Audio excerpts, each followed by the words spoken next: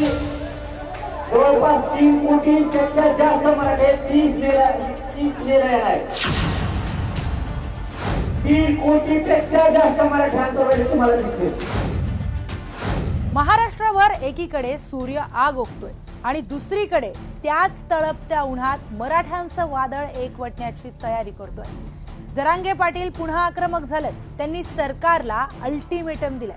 पण नेमकं जरांगे पाटलांच्या मागण्या काय आहेत आणि त्यांच्या मागण्या 30 मेच्या आत मान्य होऊ शकतात का, याचा सविस्तर आढावा या व्हिडिओतून घेणार आहोत. नमस्कार, मी प्रियंका. आपण पाहताय न्यूज 18 मराठी. पुन्हा मात्र फडणवीस साहेबांना चारी दिशात काहीच दिसलं नाही पाहिजे, नुसते मराठीत दिसले पाहिजे. तुम्ही जी स्थानिक चौकशीचा अहवाल तयार केला त्यानुसारच कोणती प्रमाणपत्र आम्हाला पाहिजे, त्यानुसारच. मी कुठं म्हणतो दुसऱ्याला धक्का लावा दुसऱ्याच्या आरक्षणात, म्हणलोच नाही ना. आम्ही ओबीसी आरक्षणाचं आमचं खाल्लंय 70 वर्ष. उलट ज्याने ज्याने खाल्लं त्याच्या संपत्ती जप्त करायला पाहिजे. जरांगे पाटील नावाचं वादळ राज्यामध्ये पुन्हा घोंगावतंय. 30 मेला अंतरवाली सराटीमध्ये थेट 3 कोटीपेक्षा जास्त मराठी येतील असा दावा खुद्द जरांगे पाटलांनी केलाय. जरांगे पाटलांनी काही महत्वाच्या मागण्याही केल्यात. त्यापैकी पहिली आणि सगळ्यात महत्वाची मागणी मंत्रिमंडळाची उपसमिती बरखास्त करण्याची मागणी. राधाकृष्ण विखे पाटील यांच्या नेतृत्वामध्ये ही समिती मराठा समाजाला आरक्षण देण्याबाबत कायदेशीर, घटनात्मक आणि प्रशासकीय बाबींची पूर्तता करत होती.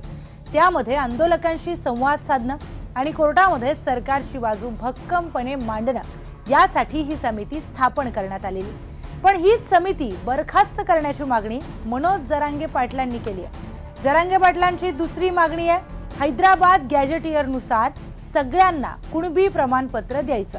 त्यासोबत सातारा संस्थान, कोल्हापूर संस्थान, औंध संस्थान, पुणे संस्थानचा सरकारने त्वरित GR काढावा अशी देखील जरांगेंनी मागणी केली आहे. आणि यासोबतच महाराष्ट्रातले मराठा आंदोलकांवरील सगळे गुन्हे त्वरित मागे घ्यावेत अशी ही मागणी मनोज जरांगे पाटील यांनी केली आहे. आंदोलनामध्ये बलिदान गेलेल्यांच्या कुटुंबियांना महामंडळ महावितरणामध्ये नोकरीचा GR काढायचा अशी देखील प्रमुख मागणी आहे. आणि त्यासोबतच महामंडळाचे सगळे परतावे ताबडतोब वाटप करावेत. कुणबी प्रमाणपत्र दिलेल्यांना व्हॅलिडिटी द्या.